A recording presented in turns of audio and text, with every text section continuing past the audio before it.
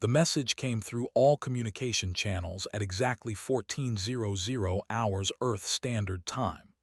Admiral Jinwoo watched from the observation deck of the Terran station as the Galactic Council's holographic presence filled the room. It was not a greeting. It was not even a threat. It was an announcement of fate, delivered with the casual indifference of one crushing an insect beneath their boot. "The human species has been evaluated," the council speaker said. His name was Counselor Aura, and he represented the combined will of 47 alien civilizations that had ruled the galaxy for thousands of years. "Your technological advancement remains primitive. Your social structures are chaotic and inefficient. Your military capability poses no threat to established galactic order." Jinwoo's jaw tightened. He was a tall man with sharp eyes that had seen humanity's greatest achievements and deepest failures.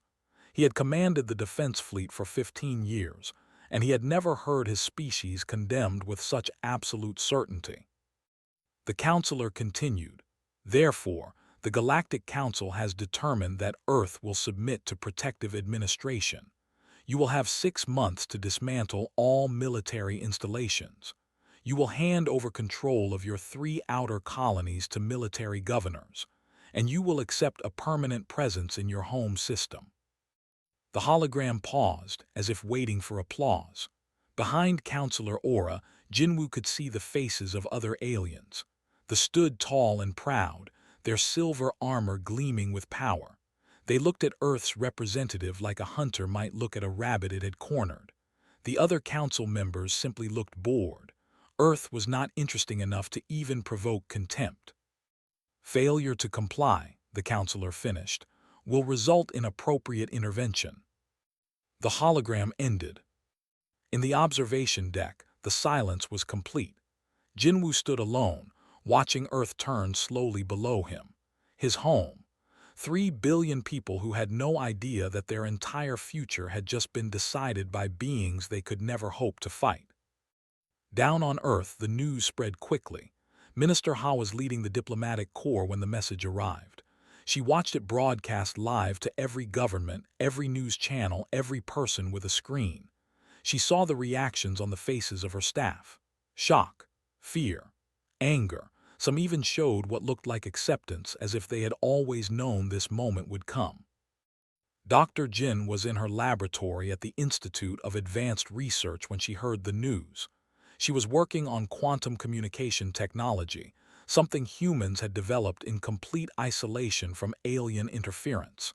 The moment the broadcast ended, her team looked at her. They did not need words.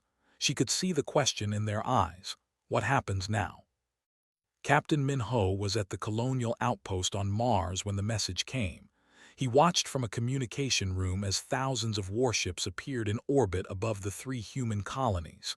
There was no invasion, no battle. They simply arrived, and everyone understood what that meant.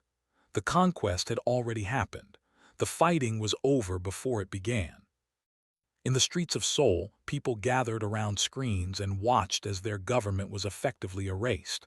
They were not coming to negotiate. They were coming to rule. In London, in New York, in Mumbai, in Cairo, the same realization was spreading like a virus through human consciousness. They were alone in the galaxy, and everyone wanted a piece of them. But something else was happening too. In military bunkers across the world, in research facilities hidden in mountains and under oceans, in the minds of engineers and scientists and strategists who had spent their entire lives preparing for the moment when humanity would be forced to stand on its own. Something was waking up. Admiral Jinwoo made a decision. He did not announce it. He did not broadcast it. He simply sent a coded message to a list of people. The names were not random. They were the greatest minds humanity had produced. The ones who had always believed that the future would be decided not by politics or luck, but by the will to survive. Engineer Park Do received the message. He was in a factory in Seoul, running maintenance on mining drones. He read the message once, then deleted it from his device. He understood. Dr. Jin received the message in her laboratory. She stopped her current research immediately and began making new calculations. Her team watched as she worked through the night, asking no questions, simply assisting where she could. Commander Sung received the message in his office. He was a military strategist, and he had spent 20 years studying the patterns of alien warfare. The message meant one thing: it was time to use everything he knew. Intelligence Officer Lee received the message at her desk. She had access to more information about than anyone else in human space. She began pulling files, cross-referencing data, building a picture of the enemy that they themselves did not know she possessed. Pilot Na received the message in the training facilities. She was young, the best fighter pilot in the Earth Defense Force. She understood what the message meant before she even finished reading it. It meant that everything she had trained for, everything she had sacrificed for, everything that had seemed impossible just hours ago, was about to become her entire world. Minister Ha sat in a government office and made a decision of her own. She would go to the Galactic Council. She would sit across from Counselor Aura himself. She would smile and nod and assure them that Earth would comply. And while she did, others would be preparing something that would change the course of galactic history. In the observation deck, Admiral Jinwoo watched Earth rotate below him. He thought about the 6 billion years of evolution that had brought humanity to this point. He thought about every war humanity had fought, every impossible challenge they had overcome, every time they were counted out and came back stronger. The Galactic Council had made a terrible mistake. They had assumed that because humans were young, because humans were weak compared to the ancient civilizations of the galaxy, that humans would simply accept their fate. They did not understand what humans were capable of when they were cornered. They did not understand that humans did not surrender. Humans did not accept limitation. Humans, when forced to fight, fought with a desperation and creativity that no algorithm could predict. In 6 months, the Galactic Council would learn what it meant to underestimate a species that had survived ice ages and nuclear wars and still reached for the stars. In 6 months, everything would change. And there was nothing the Council could do to stop it now. Beneath the surface of Earth, hidden in facilities that did not appear on any official map, humanity's greatest minds were working around the clock.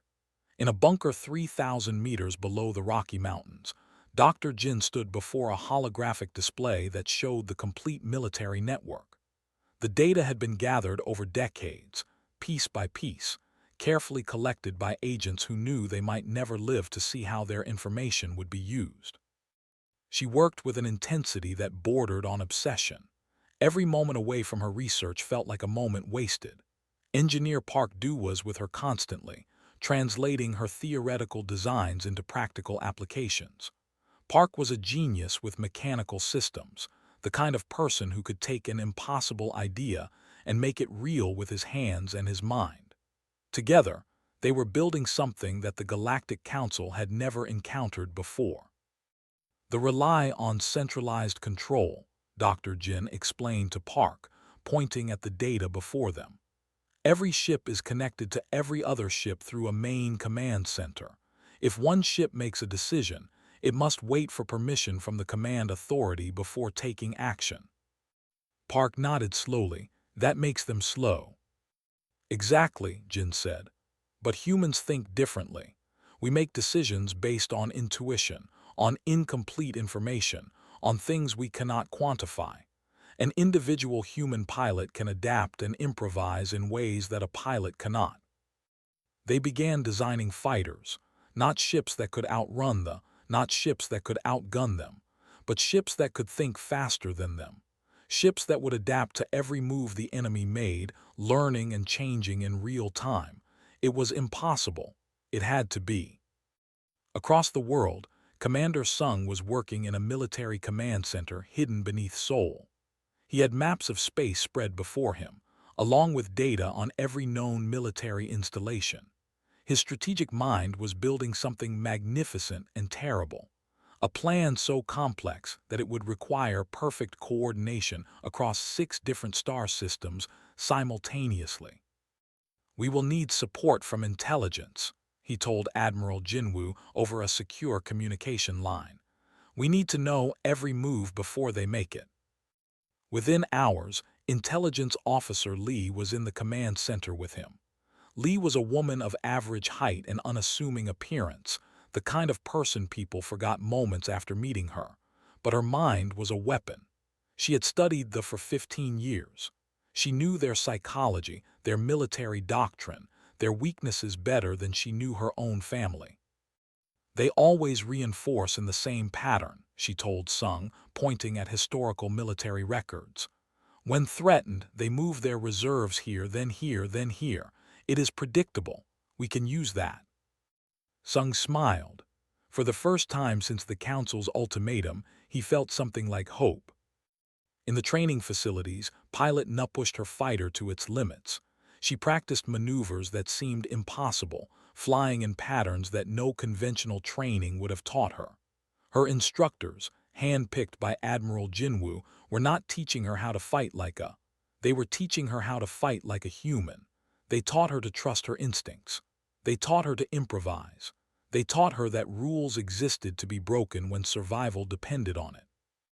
Nu was exhausted every day, but she never complained. She understood that humanity's only advantage was in their unpredictability, their ability to do things that seemed foolish to a logic-based alien mind. She would be humanity's sword. She would be their hope, and she would not let them down. Minister Ha sat in the Galactic Council chambers, smiling and nodding while her heart broke inside. She watched as military governors took over Earth's colonial outposts. She listened as Counselor Aura discussed humanity's transitional period, as if it were a foregone conclusion, as if Earth would simply vanish into history like thousands of conquered species before. But her real work was being done elsewhere. She was in constant contact with beings from dozens of alien species, not the council members, but the ones who lived outside the official power structure, the ones who had been conquered by the generations ago, the ones who had learned to hide their discontent but who harbored secret hopes that someone, somewhere would be strong enough to challenge the supremacy. "When the time comes," Ha told them in carefully coded messages, "Earth will not stand alone." Weeks passed. The Galactic Council watched as Earth's military installations were officially decommissioned. They watched as human warships were supposed to be scuttled or put into storage. They watched as Earth's government appeared to accept its fate with resignation and despair. It was exactly what they wanted to see. What they did not see was the network of secret shipyards where new weapons were being built in complete silence. They did not see the autonomous systems that Engineer Park Du had created, machines that could think and adapt without direct human control. They did not see the encrypted communication networks that could not be jammed by technology because they operated on principles they had never encountered. They did not see the vast reserves of salvaged technology that humans had carefully hidden for decades, waiting for this moment. They did not see the military personnel being secretly relocated to hidden bases. They did not see the pilots being trained in tactics that would have seemed insane to any military academy a year ago. Captain Min-ho was coordinating all of this, moving pieces like a master chess player. He organized supply chains that could not be traced. He arranged for materials to be stolen without anyone noticing. He built an entire parallel military infrastructure that existed only in shadow, unknown to the Galactic Council, unknown to the. 6 weeks into the preparation, something remarkable happened. An alien delegation arrived at Earth. They were beings of crystal and light, one of the oldest species in the galaxy. They met privately with Minister Ha. "We will not openly oppose the told her, but neither will we stand with them. If your species can prove itself worthy, there are those among us who would be willing to recognize your independence. The question is whether you can survive long enough to matter." Ha smiled. "We will survive." In the hidden facilities, The work continued. Dr. Jin perfected the autonomous fighter design. Engineer Park Do solved the problem of integrating captured technology with human systems. Commander Sung finalized his strategy. Intelligence Officer Lee prepared psychological profiles of every commander they would face. And pilot Nuflu simulations that would have killed a lesser pilot. Each day she pushed harder. Each day she became faster, more deadly, more unpredictable. She was not just preparing for battle. She was becoming something new. Something that the galaxy had never seen before. A human warrior at the peak of her abilities, enhanced by stolen alien technology and driven by the desperation of a species facing extinction. The Galactic Council observed Earth with satisfaction. Humanity was complying. Humanity was falling in line. Humanity was becoming just another conquered species in the great galactic order. Admiral Jinwoo watched from the observation deck as the fleet patrolled human space with absolute confidence. He knew the truth that the Council could not see. Every day that passed was another day of preparation.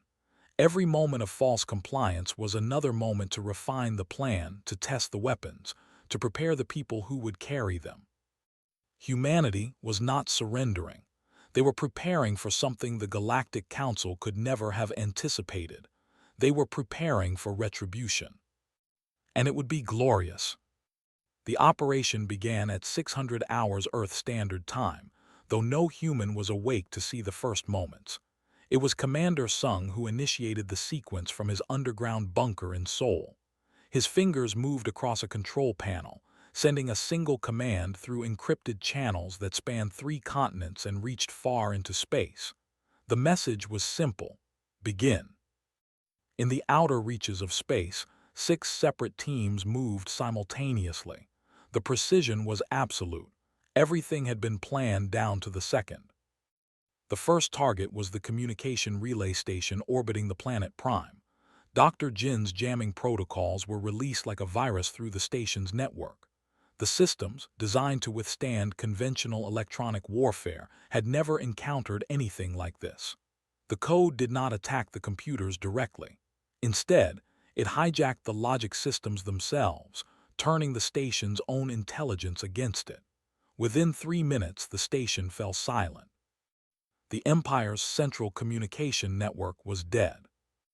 At that exact moment, pilot Nu guided her fighter through the asteroid field that surrounded the Second Fleet. Her ship was unlike anything they had ever seen. It was small and deadly, a hybrid of human engineering and salvage technology. The moment the communication network went down, Nu knew that they would be confused, disconnected from their command authority. She struck before they could recover. Her first target was a battlecruiser that had ruled these skis unopposed for decades. Nu did not attack it directly. Instead, she attacked the way it fought. She did not move in predictable patterns. She did not follow tactical doctrine. She flew like a dancer, like a wild creature, moving in ways that no targeting system could anticipate.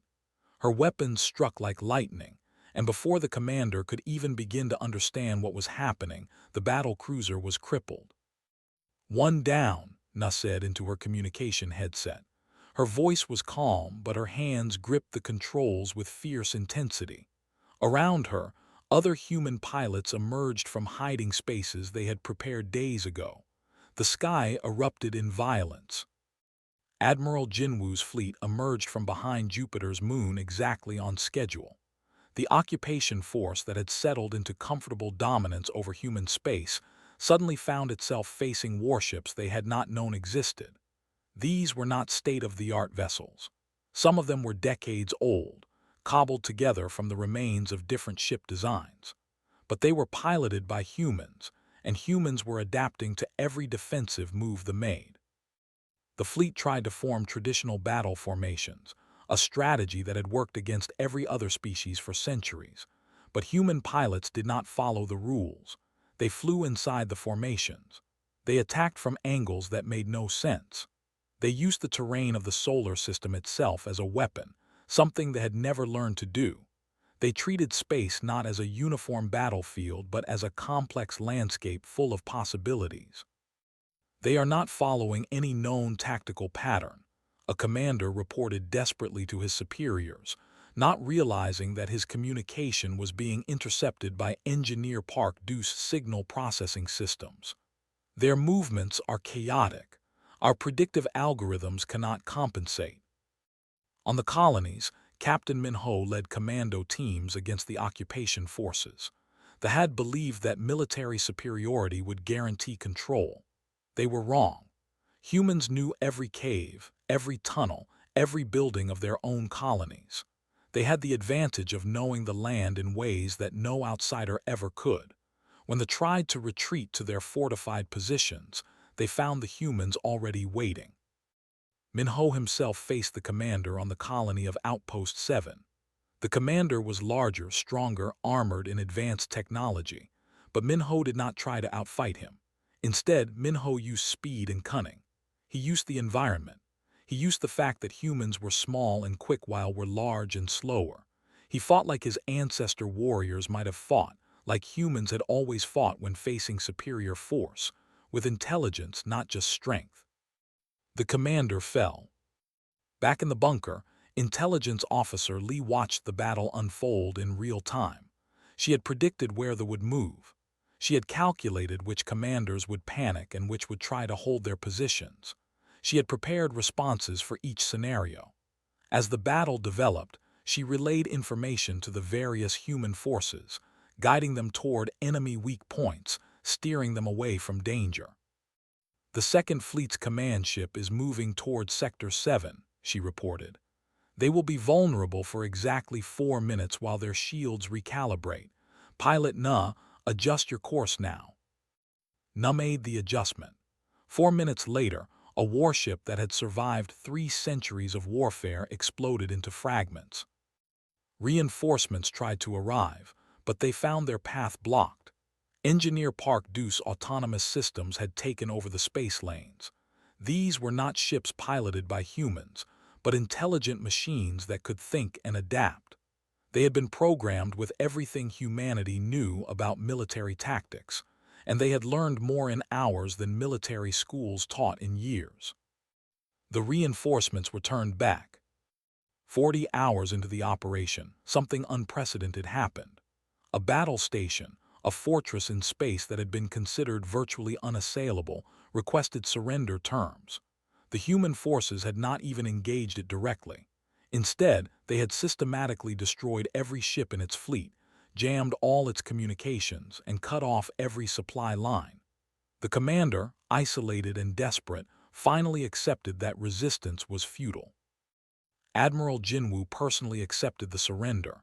He stood in the command deck and looked at the commander with something that might have been pity. "You never understood," Jinwoo said quietly. "You thought we were weak because we were young. You thought we would be helpless because we lacked your experience. But you made a fundamental error. You assumed that we would fight like you. We did not. We fought like us. And that has made all the difference." By hour 96, the occupation of human space had completely collapsed. Warships were destroyed or fleeing. Military installations were captured or abandoned. The colonial outposts that they had seized were now under human control again. The Second Fleet, once the pride of the Empire, had been reduced to scattered fragments. But the operation was not yet complete. Throughout all of this, teams of human specialists had been gathering something precious. They were collecting evidence, video recordings of atrocities against human colonists, documentation of executions and enslavements, records of cruelty that they had committed with absolute confidence that no one would ever hold them accountable. On Earth, Minister Ha watched the news feed showing the human victories. She allowed herself a single moment of emotion, a moment of relief and triumph. Then she composed herself. The hard part was about to begin. She had to go to the Galactic Council. She had to look Counselor Aura in the eye, and she had to change the future of the galaxy. Admiral Jinwoo stood once more in the observation deck, watching Earth below. But this time, he was not alone. He was surrounded by his officers, all watching there with expressions of pride and determination. "They will never see us the same way again," one of his officers said. Jinwoo nodded. No, they will not, and that is exactly as it should be. The age of human dominion had begun. The data was impossible. Counselor Aura read the first report and thought there must be an error in transmission.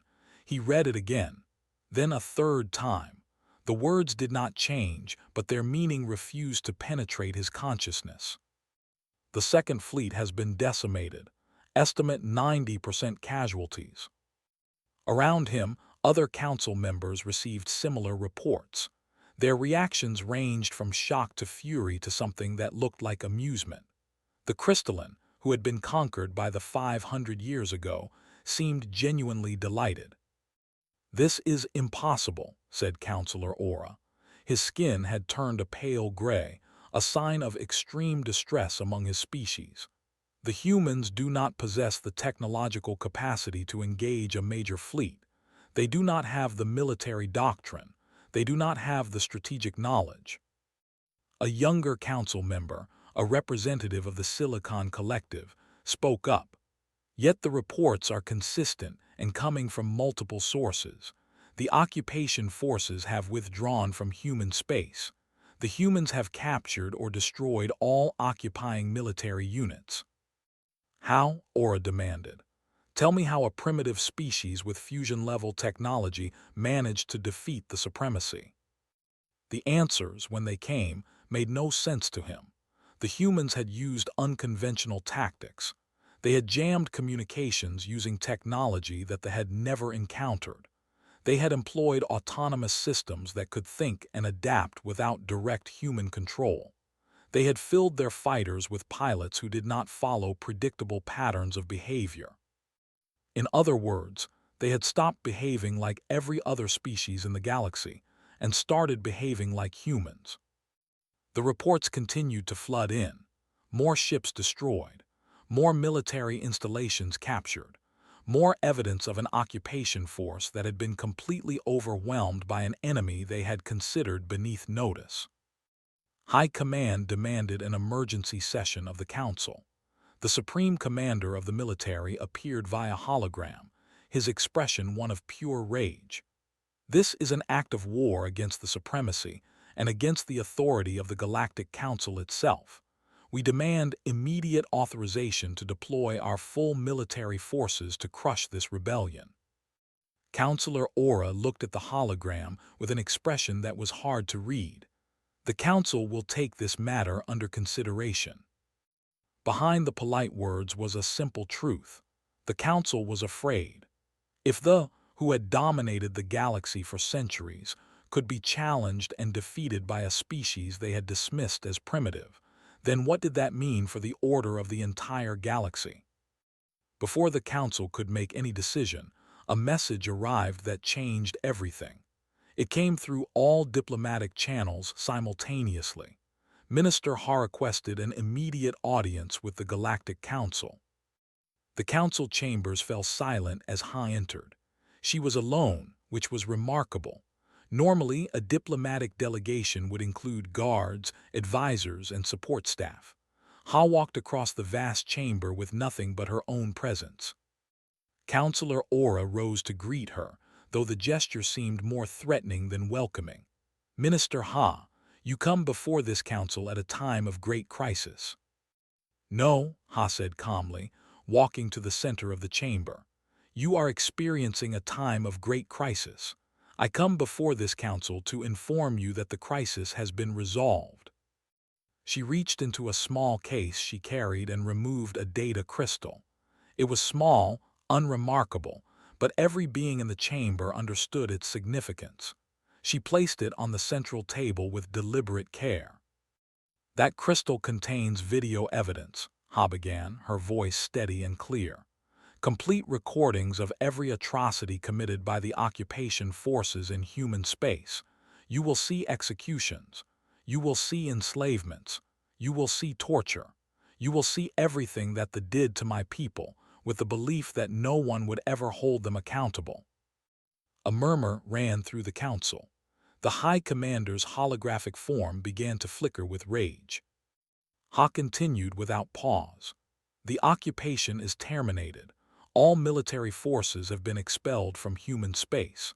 The relay stations that used to control this section of the galaxy are now under human control, and the evidence of their crimes is now in the hands of every being in this chamber. She paused, letting the implications sink in. The crystalline were actually glowing with delight. Other council members looked sick. Furthermore, Ha said, Earth is claiming a seat on the Galactic Council, not as a vassal, not as a protected species, as an equal, as a power that has demonstrated both the capability and the will to defend itself. Counselor Aura stood up. This is outrageous. This is a declaration of war. The Council will not recognize any such claim. Ha looked directly at him. The Council will recognize our claim because it has no choice. You can either accept Earth as an equal power in this galaxy, or you can send another fleet against us. But I would suggest you consider what happened to the last fleet before you make that decision. The silence that followed was absolute. In that silence, every being in the council chambers understood something fundamental had shifted. The old order, the order that had lasted for, the order in which primitive species were conquered and ancient species ruled, had been broken. Other council members began to speak, arguing, demanding answers, but their arguments had lost weight. The High Commander was demanding military support. Several younger species were demanding that the Council recognize human independence immediately. They were openly supporting Earth's claim. Counselor Aura stood in the center of the chaos and realized that his time was ending. The age of absolute dominance, the age in which they could simply declare conquest and expect it to be accepted, that age was over. "We will take Earth's petition under consideration," he said finally, his voice hollow. "The Council will reconvene in one standard week to make a formal decision." Ha inclined her head slightly. "That is acceptable. However, I should inform you that if the Council votes against recognition of Earth's independence, we will release all recorded evidence of crimes to every species in the galaxy simultaneously. We will broadcast it on open channels that cannot be jammed. We will ensure that every being under rule knows exactly what their masters are capable of." She turned to leave. At the door to the chamber, she paused. "You tried to destroy my people because you thought we were weak. You were wrong. We were not weak. We were simply young. And now that we have come of age, the galaxy will never be the same." She walked from the chamber. In the silence that followed, Counselor Aura looked around at his fellow council members. He saw fear in their eyes, fear of the unknown, fear of a species that did not follow the rules that had governed the galaxy for thousands of years. A younger council member from the Silicon Collective spoke up. "I move that we recognize Earth's independence immediately and offer them a seat on the council." To everyone's shock, the motion passed with overwhelming support. Even some of the more conservative species voted in favor. Fear and pragmatism had won out over tradition. Admiral Jinwoo received the news on the observation deck. He allowed himself a moment of satisfaction. Earth had won, not just militarily but politically. They had not just defeated an enemy. They had changed the fundamental power structure of the galaxy. They were already withdrawing their remaining forces. They had not been decisively defeated militarily, but they had been defeated politically and psychologically. They were a species that had ruled through absolute confidence in their superiority. That confidence had been shattered. And in that shattering, everything had changed. 6 months had passed since the Council voted to recognize Earth's independence. The galaxy had settled into a new normal, though nothing would ever feel quite normal again. The fundamental order of things had been challenged and changed forever.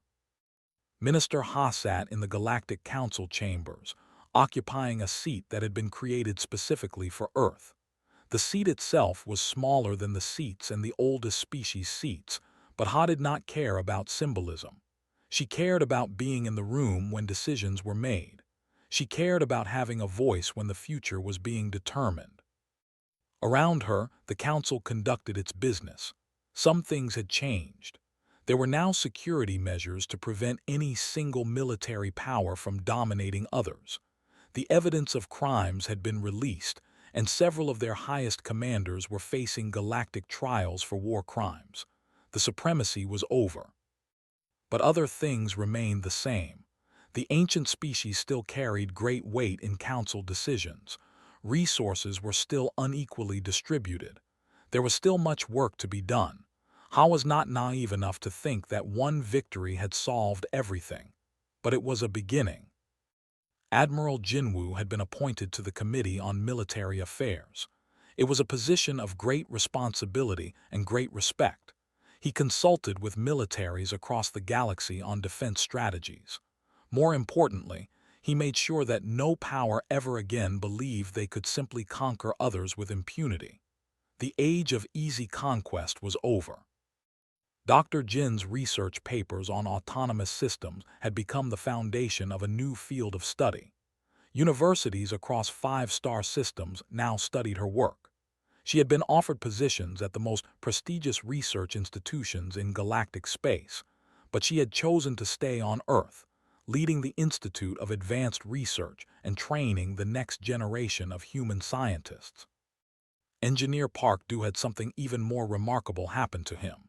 The hybrid technology he had developed, combining human intuition with alien engineering, had proven to be superior to many systems created by far older species. His designs were being incorporated into ships and stations across the galaxy. He had become wealthy beyond measure, but more importantly, he had become respected. Human engineering was no longer dismissed as primitive. Commander Sung had written a book on military strategy that was being read in military academies across the galaxy. His analysis of the campaign against the had become the gold standard for understanding how a seemingly weaker force could defeat a seemingly superior one. He had discovered something that older species had forgotten, that unpredictability and adaptability could sometimes matter more than raw power. Intelligence Officer Lee had established a new intelligence service for Earth. Her methods, which relied on human psychological understanding and intuition, had proved devastatingly effective. She had prevented 3 coups, exposed a corruption ring that reached into the highest levels of a neighboring species government, and established intelligence networks that rivaled the oldest powers in the galaxy. Pilot Na had become a hero. She was young, famous, and completely uncomfortable with the attention. But she had also become a symbol of something important. She showed that humanity could produce warriors who could compete with the finest pilots in the galaxy. More importantly, she showed that a human could excel in ways that alien pilots could not, precisely because humans were not bound by the same logical constraints. The celebration on Earth was unlike anything in human history. The entire planet seemed to glow with pride and possibility. Young people who had lived their entire lives believing that humanity was destined to be conquered now looked to the stars with hope. Scientists who had worked in secret facilities emerged to share their discoveries with the world. Soldiers who had trained in hidden bases became heroes. But beneath the celebration, something else was happening.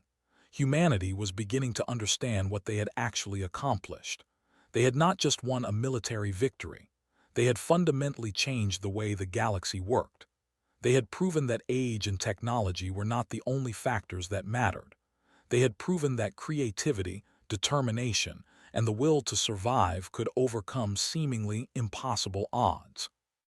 Admiral Jinwoo stood once more in the observation deck, looking down at Earth.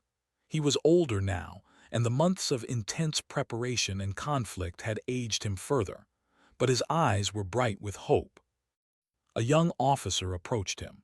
"Admiral, we have 17 requests from other species asking for military cooperation agreements.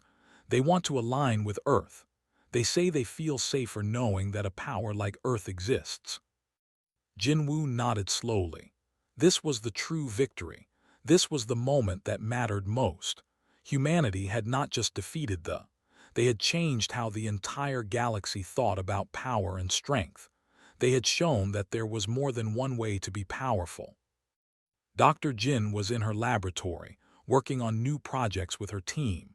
They were not developing weapons anymore. They were developing solutions.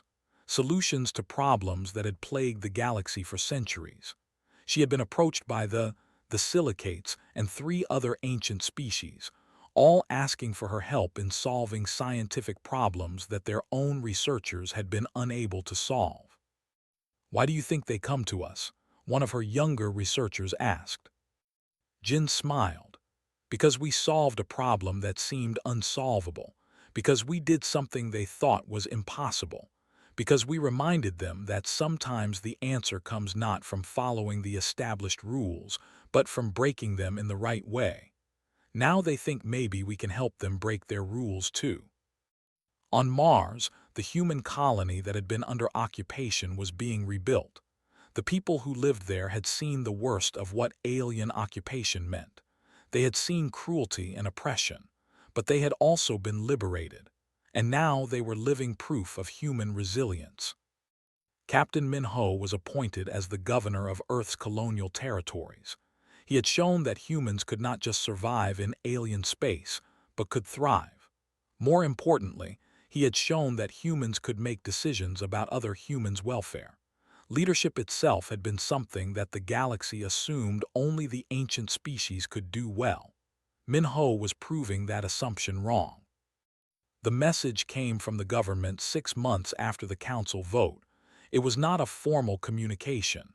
It was something more significant. The High Commander requested a meeting with Admiral Jinwoo, just the 2 of them. They met on neutral space, on a station orbiting a neutral planet. The commander was older than his predecessor, larger, and he carried himself with a weight that suggested centuries of power. "I have studied your campaign," the said without preamble. "I have analyzed every decision your people made, every move that seemed illogical to us, every unconventional tactic, every unexpected adaptation." And Jinwoo asked simply, "And I have realized something that my people have been avoiding since the beginning of our empire. We became strong by dominating others, and in that domination we lost something. We lost the ability to adapt. We became slaves to our own systems. You won not because you were stronger. You won because you were free, and that is something we can never take from you."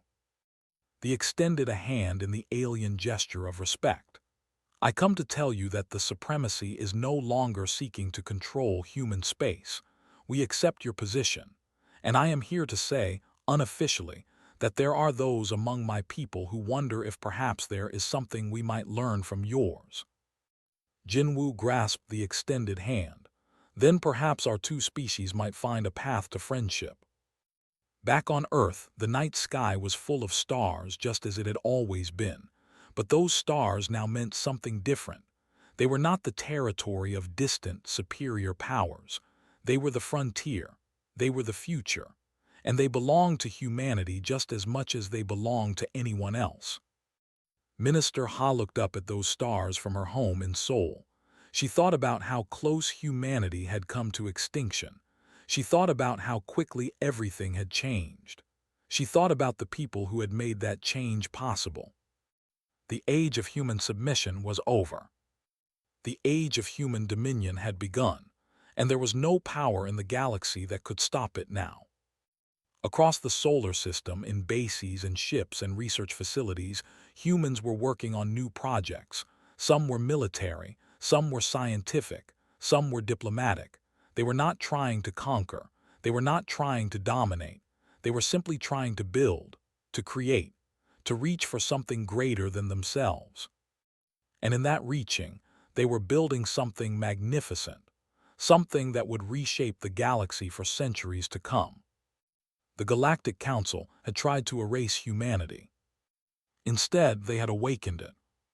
And the universe would never be the same.